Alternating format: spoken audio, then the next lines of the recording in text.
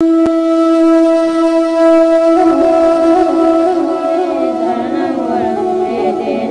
of these mesmerizing holy places, Lumbini, with the enlightened apostle of peace, Buddha Shakyamuni, was born in 623 BC, is situated in the southwestern Terai of Nepal. Lumbini evokes a kind of holy sentiment to the millions of Buddhists all over the world.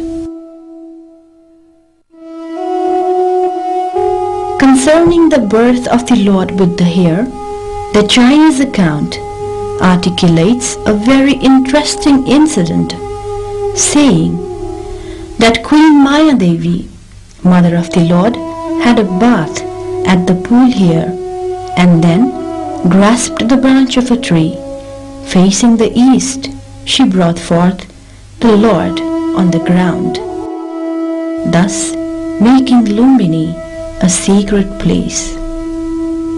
It is also said that Lord Buddha walked 7 steps as soon as he stepped on the Mother Earth. The central feature of Lumbini is the sacred garden that is spread over 1 square mile. Historically, the region is an exquisite treasure trove of ancient ruins and antiquities. The site, described as a beautiful garden in Buddha's time, retains its legendary charm and beauty, embracing the Maya Devi temple inside it.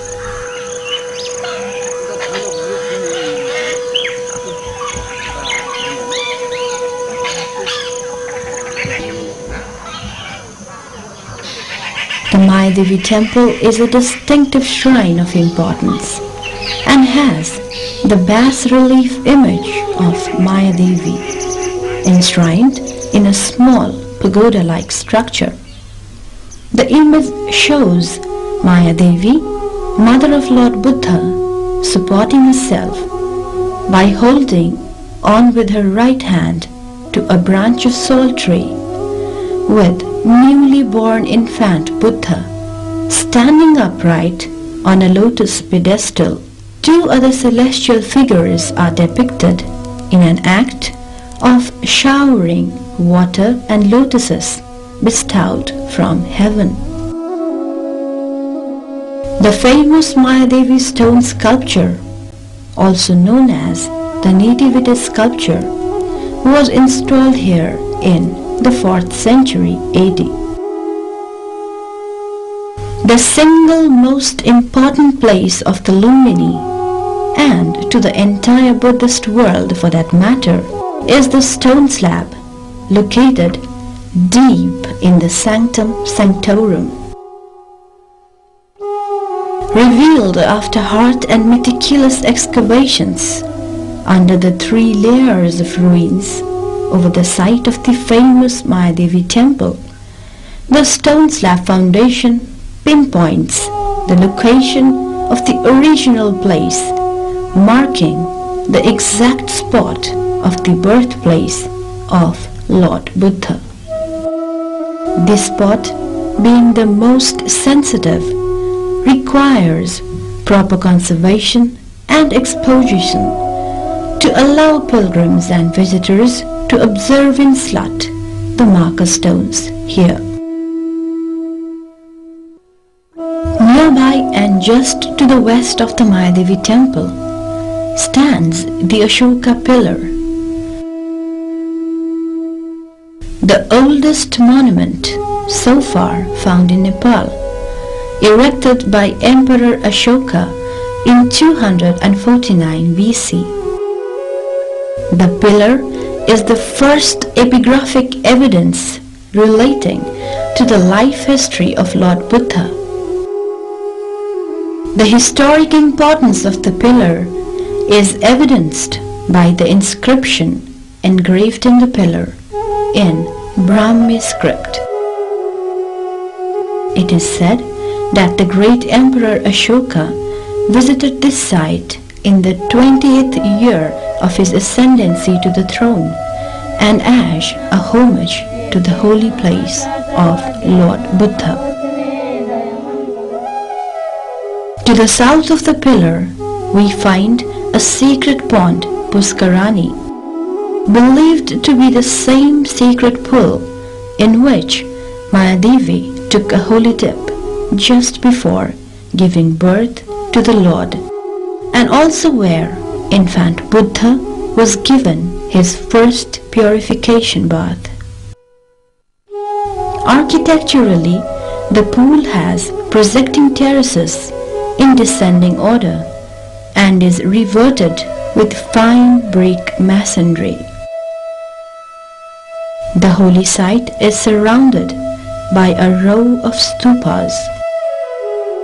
These stupas are also believed to be built as early as 3rd century BC, while some stupas with square, rectangular and circular bases are said to be added in the medieval period.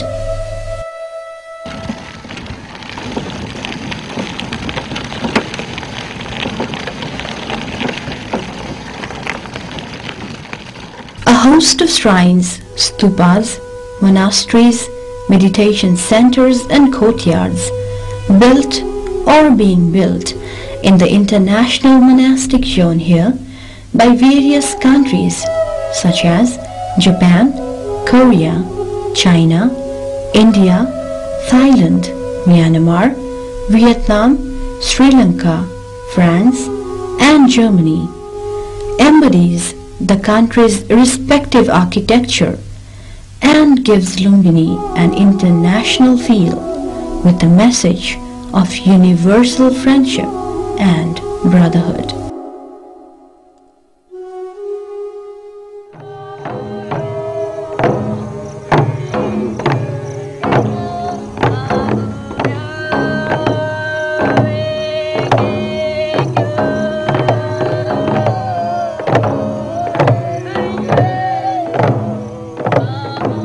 Out of these symbols of universal peace and brotherhood, the World Peace Stupa, built by Japan, can be taken as one of the most attractive stupas there.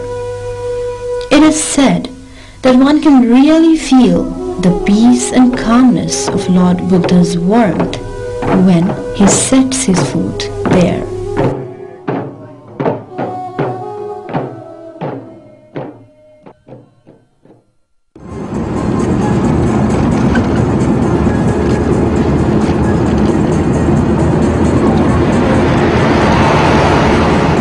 Lumbini rests on the foothills of Churia range and can be accessed by both air and land route.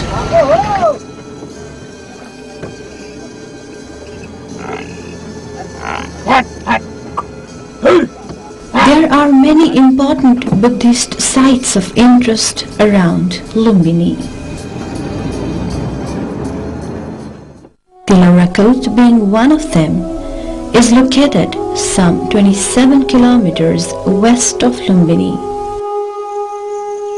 And there lies the ruins of the historic town of Kapilvastu. Believed to be the capital of Shakya Republic, where Siddhartha lived and enjoyed his life until his 30th year. There are ruins and mounds of old stupas and monasteries made of kiln-burnt bricks and clay mortar. The remains are surrounded by a moat and the wall of the city is made of bricks.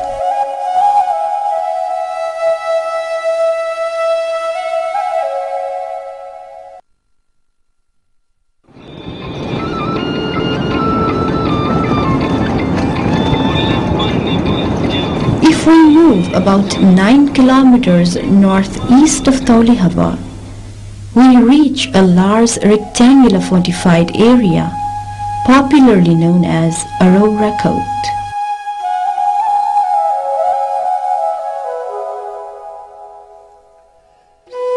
The fortified area is the natal town of Kanakmuni Buddha. A brick line is seen to the south and an elevated mound towards the northwest corner.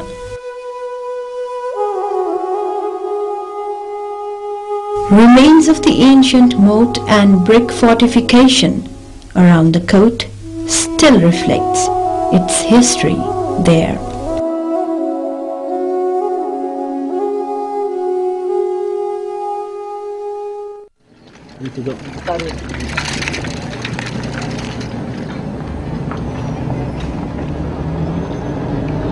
Another site of archaeological importance about 8 kilometers northwest of Taulihava is Niglihava. The site has a quadrangular pond locally known as Nigli Sagar, surrounded by bushes.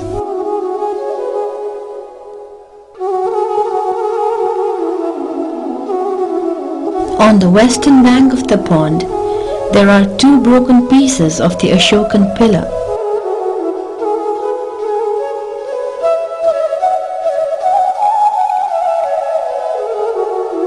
The pillar bears 2 peacocks on the top part and a Devanagari script inscription reading Om Mani Padme Hum.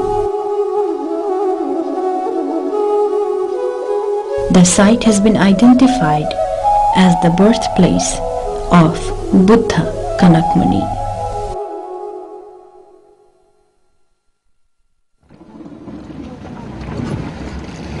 यहाँबाट कहाँ जाने हो?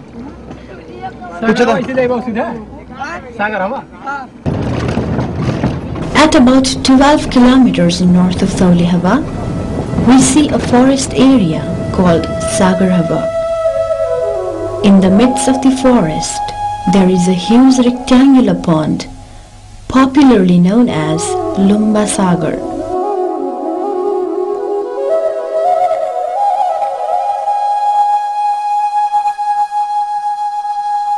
The ruins of the ancient pond, which was excavated as the site of massacre of the Shakyas, can still be located on southwest bank of the Sagar.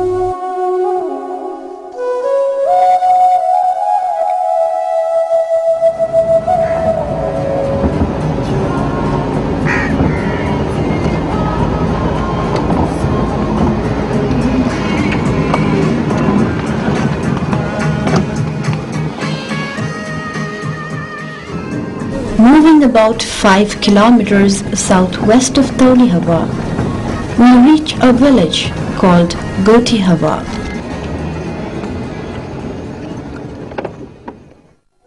Which has an Ashokan pillar standing on a slab.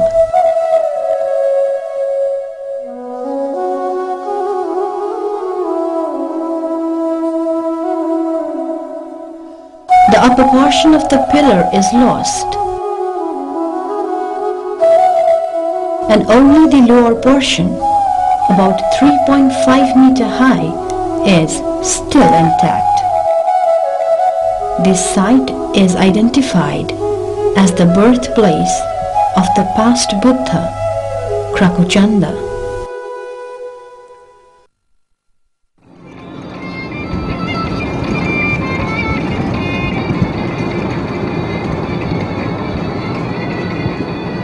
Kudan is located about 2 kilometers south of Taulihava.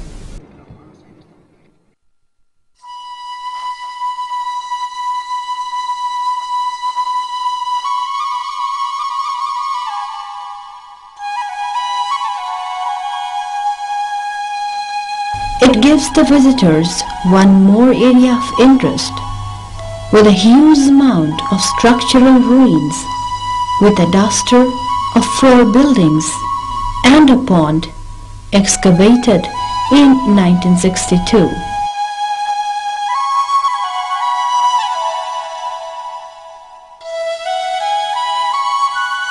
Indicating the existence of a huge Gupta-style temple in ancient times. This place is identified as Nyagrodharma Bihar, built by King Sugdodhan for Lord Buddha.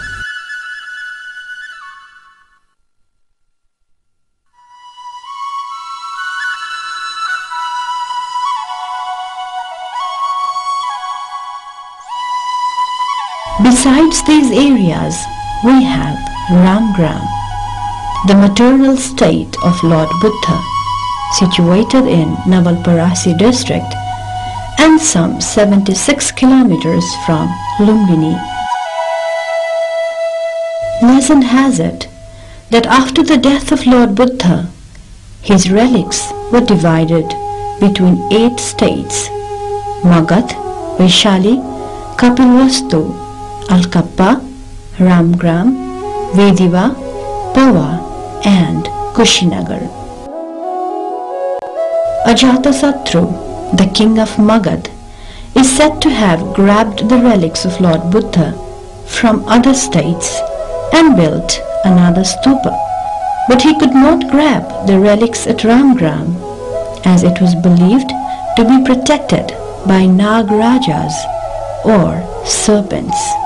It is said that the relics of Lord Buddha is still in the ovum of the present stupa of 9 meters in height. A research recently done by LDT and Department of Archaeology also proved that the different artifacts and antiquities are laid in the ovum of Ramgram stupa.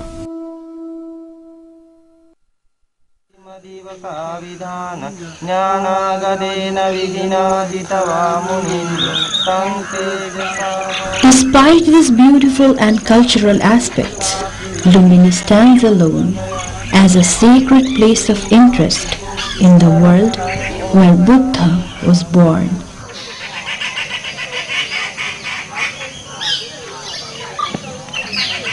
It is not the property and center of faith to Nepalese only.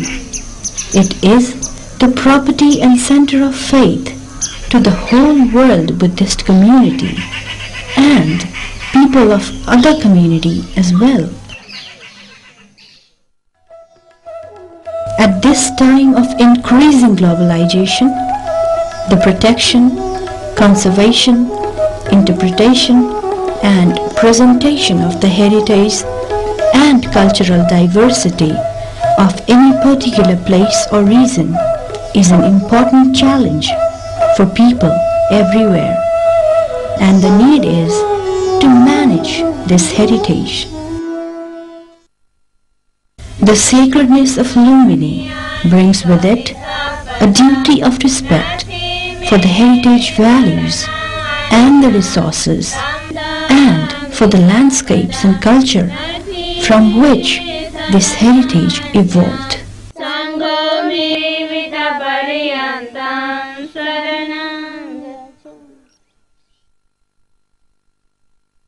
Lord Buddha himself said, Ananda, this Lumbini place is where the Tathagata was born.